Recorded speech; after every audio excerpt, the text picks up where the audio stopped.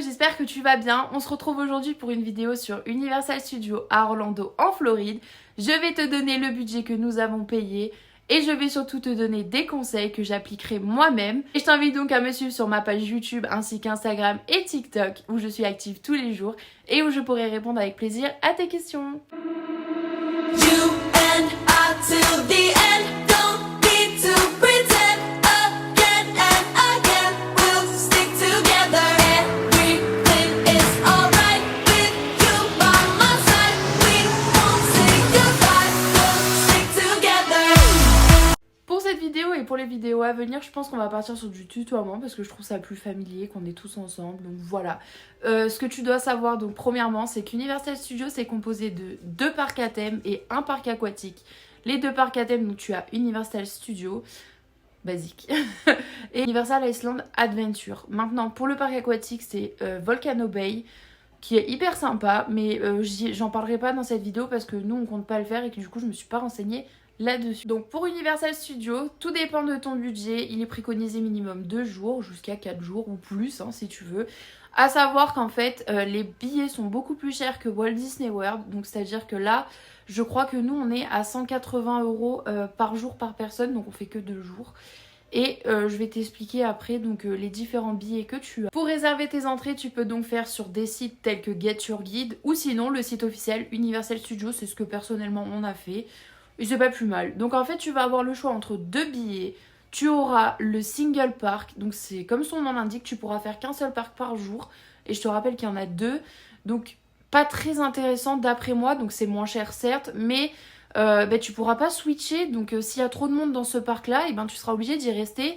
Et c'est dommage parce que si dans l'autre il n'y a pas de monde, et tu pourras pas y accéder. Donc la deuxième formule c'est le park to park, ça te permet de faire les 2 parcs à la fois, donc tu switches comme tu veux. Et d'ailleurs avec ce billet tu auras accès à Hogwarts Express, qui est le Poudlard Express, puisqu'en fait c'est lui qui relie les 2 parcs entre eux. Par contre si tu as le billet single park, tu ne pourras pas emprunter le Poudlard Express, puisqu'en fait comme il sert à relier les 2 parcs, tu n'en auras pas l'utilité. Pas de panique si pour X ou Y raison tu ne peux passer qu'un jour à Universal Studios, je te conseille donc de prendre les billets d'entrée parc to park, comme ça tu pourras faire le maximum d'attractions dans les 2 parcs. Comme je te disais au début, il est donc préconisé de faire un jour par parc, et pour t'aider, tu vas pouvoir prendre des Express Pass, donc évidemment ils sont payants. Tu as 2 formules parce que oui, ils aiment bien faire par paire. Tu as le Unlimited, c'est-à-dire que tu vas pouvoir faire toutes les attractions que tu veux, le nombre de fois que tu veux. Et le prix est de 129 $, donc ça dépend de la période, ça peut être plus cher. Ça sera pas moins cher, 129 c'est la base. Le deuxième pass te permet en fait de faire l'attraction qu'une seule fois, mais ça reste quand même intéressant car il est à 99 $. Toujours pareil selon la période, donc ça reste intéressant comme je l'ai. Par exemple, on a décidé de prendre pour un jour, parce qu'on va pas prendre pour les 2, on trouve que ça n'a pas trop d'utilité. Donc pour un jour on prendra un Express Pass. On sait pas encore si on prendra l'Unlimited ou le basique, parce qu'en fait avec l'Unlimited, donc ce qui est très bien c'est qu'on peut faire l'attraction plusieurs fois sans attente. Donc sans attente je mets des guillemets parce que s'il y a d'autres personnes qui ont les Unlimited, ce qui est totalement normal, et il y aura quand même une petite file, mais bon. Entre faire 2 heures d'attente et 10 minutes, je préfère en faire 10 minutes. Mais on sait pas encore si on prend la formule basique, parce qu'en fait comme on reste 2 jours, est-ce que c'est intéressant de prendre quelque chose qui nous fait faire 2 fois la même attraction, plusieurs fois la même attraction, sachant que s'il faut, on la fera pas 2 fois parce que le but du premier jour c'est de faire le maximum d'attractions et pas de refaire les attractions. Donc je pense qu'on partira sur le basique. Voilà, après on verra, peut-être qu'on changera d'avis, dans tous les cas je vous partagerai tout ça. Pour ce qui est du logement, en fait, tu vas avoir plusieurs options qui s'offrent à toi. Donc soit tu fais juste avant un séjour à Walt Disney World et tu décides tout simplement de rester dans l'hôtel de Walt Disney World et de prendre un Uber qui t'emmènera et te ramènera à l'hôtel de Walt Disney World. Je sais qu'il y en a beaucoup qui le font, donc c'est possible. La deuxième option qui s'offre à toi, c'est de prendre un hôtel à l'extérieur des parcs. Donc évidemment, tu auras un accès avec une navette gratuite selon l'hôtel. Je précise bien selon l'hôtel, sinon tu y as accès en Uber ou en Lyft. Donc moi j'avais vu le Rose Inn qui avait l'air plutôt sympa. Nous personnellement on a opté pour le Cabana Bay, donc un hôtel du resort, et il te permettra en fait d'avoir un accès anticipé, donc comme tous les hôtels des resorts d'Universal.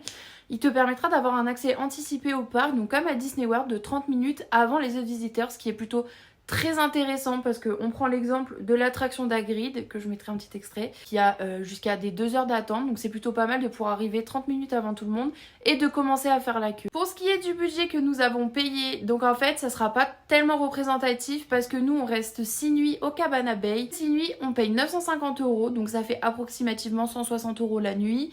Ce qui reste raisonnable pour un hôtel de ce genre placé à Universal. Si jamais tu as le budget, je te conseille d'aller dans cet hôtel qui a l'air hyper sympa et qui est surtout à proximité des parcs. Je crois que c'est 5 ou 10 minutes à pied. Et ce qui est encore moins négligeable, comme je te l'expliquais juste avant, c'est l'accès anticipé au parc qui te fait gagner un temps monstre en fait. Ensuite, sur place à Universal Studios, nous passerons donc 2 jours là-bas. Et pour ça, nous avons payé, donc je prends ma tablette parce que je ne me rappelle plus exactement des tarifs, 748 € l'entrée, plus un refill mug. Donc comme à Walt Disney World, c'est un mug qui te permettra de te servir ta boisson à volonté. Mais à voir, je crois que c'est seulement à l'hôtel.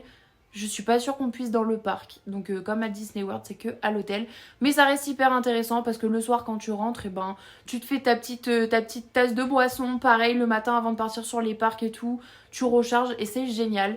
Et dedans, on a aussi d'inclus les photos. Donc le pass de photos qui te permet, ben, comme Disney World, pareil, à chaque fois je prends cet exemple.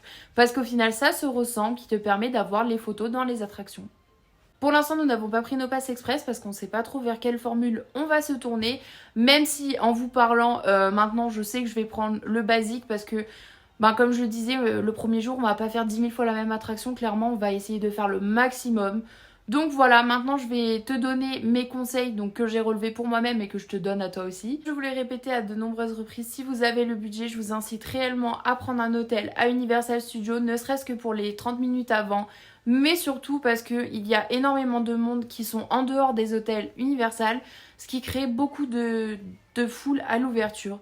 Donc si jamais tu ne peux pas, ce que je peux comprendre parfaitement, je te conseille d'arriver 45 minutes aux portes avant l'ouverture, comme ça tu es sûr d'être dans les premiers parce qu'il y a vraiment énormément de monde. À savoir de même que la file Single Rider existe là-bas, donc ça veut dire que tu seras en single, comme son nom l'indique, donc tout seul, dans ton attraction, mais ça te permettra d'éviter les heures d'attente et tu feras peut-être 5 minutes.